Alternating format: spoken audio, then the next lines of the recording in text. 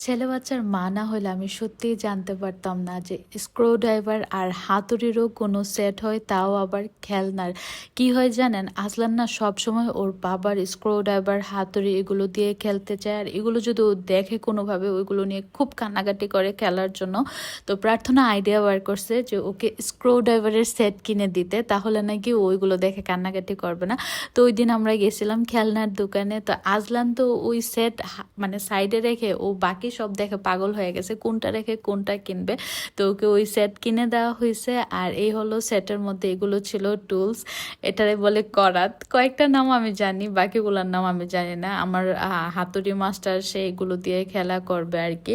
তো আমি আপনাদেরকে দেখাইতেছিলাম যে এই যে স্ক্রুড্রাইভার, এই সেটটার মধ্যে কি আছে। আমার কাছে এত কিউট লাগতেছিল।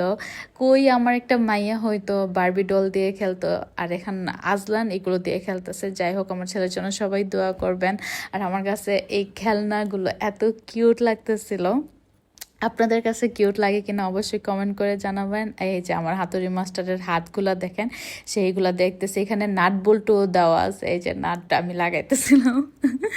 আর এই যে হাতুড়ি মাস্টার বাসার সব কিছু বাইরে ঠিক করতেছে। And yes, don't forget to give a love react to this video.